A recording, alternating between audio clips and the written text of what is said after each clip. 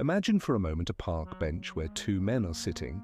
One is 45 years old, dressed in a sharp, grey suit, staring intensely at his phone, his shoulders tight with the weight of every mortgage payment and performance review he has ever faced.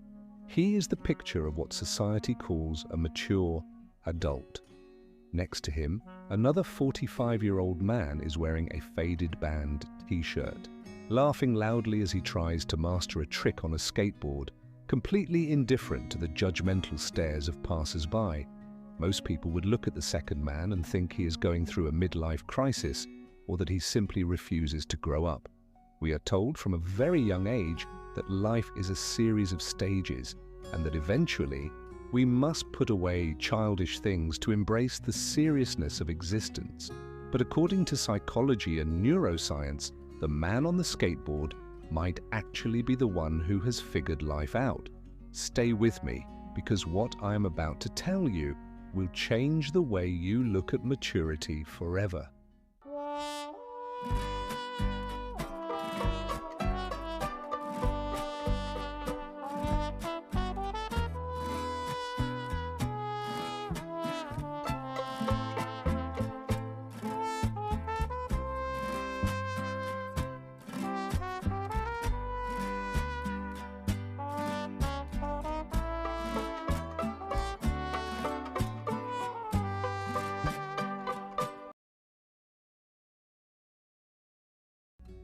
Here is the secret that nobody talks about. Refusing to act your age is not a sign of failure. It is not a developmental delay. In fact, it might be the most sophisticated psychological strategy for staying healthy, creative, and sharp in a world that wants to wear you down. Let us start with the obvious question. Why does society care so much about how we behave at certain milestones? For most of human history, acting your age was a survival mechanism. In smaller tribes, roles had to be clearly defined. If you were a certain age, you were a hunter. If you were older, you were a teacher. There was no room for ambiguity. Today, those tribal boundaries have turned into a rigid social script. We are told that by 30, you should be settled. By 40, you should be serious. By 50, you should be invisible. But our brains did not get the memo. There is a fascinating concept in modern psychology called subjective age. This is the age you actually feel inside, regardless of the number on your birth certificate. A study from the University of Montpellier analyzed the brain health of hundreds of individuals over several years. They found something incredible. People who reported feeling younger than their chronological age actually had more grey matter in key areas of their brains. They showed higher levels of neuroplasticity and cognitive flexibility. In other words, their refusal to act their age was literally keeping their brains younger. Their biology was following their psychology. But why does this happen? To understand this, we need to look at the work of Carl Jung. Jung spoke extensively about the archetype of the puer aeternus, or the eternal child. Historically, this archetype was seen as a negative trait, representing someone who refuses to take on the responsibilities of adulthood. However, Jungian psychology also suggests that the inner child is the source of all our creative energy and spiritual vitality. When we completely kill off the child to become the standard adult, we lose our ability to wonder, to play, and to innovate. People who refuse to act their age are often those who have successfully integrated their inner child rather than suppressing it. They have the discipline of an adult, but the curiosity of a child. This leads us to the work of Abraham Maslow, the father of humanistic psychology. When Maslow studied self-actualized people, those who reached the very peak of human potential, he noticed a recurring theme. These individuals, despite being highly successful and responsible, retained a childlike quality. He called it a second naivety. They could look at a sunset or a simple game with the same intense wonder they had when they were 5 years old. They did not care about being dignified if it meant sacrificing their joy. For Maslow, acting your age in the traditional sense was often a form of conformity that prevented people from reaching their full potential. If we look at developmental psychology, Erik Erikson described the middle stages of life as a battle between generativity and stagnation. Stagnation is that feeling of being stuck, bored, and tired of the world.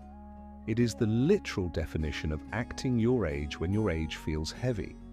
Generativity, on the other hand, is about creating and staying involved with the world. Those who refuse to act their age use play as a weapon against stagnation.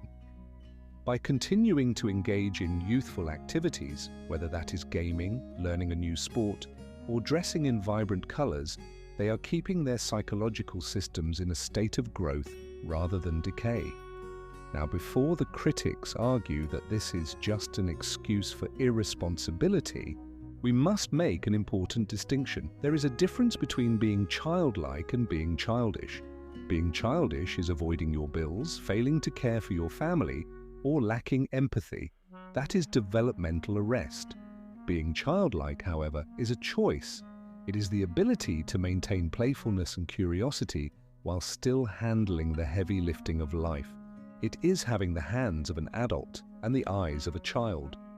Interestingly, there is a biological reason why we find ageless people so compelling or sometimes so threatening. Humans are evolved to learn through play. It is how we build social bonds and solve problems. When an adult plays, they are signaling that they have excess energy and a high capacity for learning. This can be intimidating to those who have allowed their own play systems to atrophy.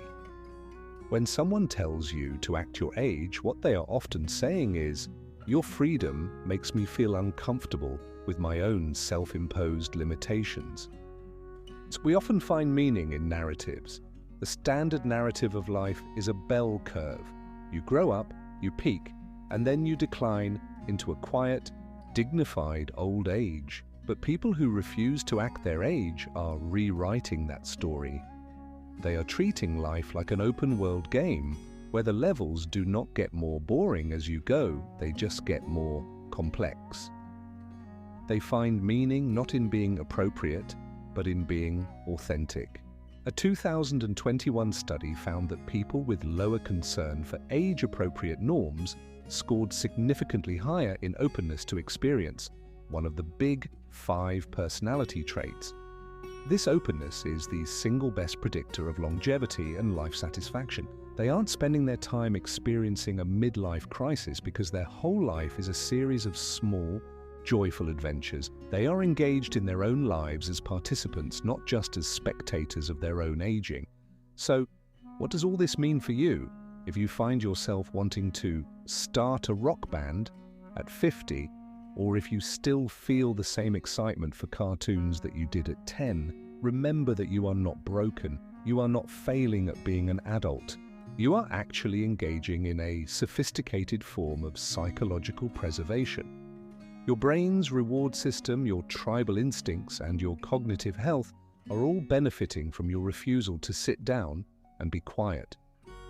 The next time someone looks at you and says, "Shouldn't you be acting your age?" you can simply smile, knowing that you are playing a much bigger game. You are choosing vitality over conformity.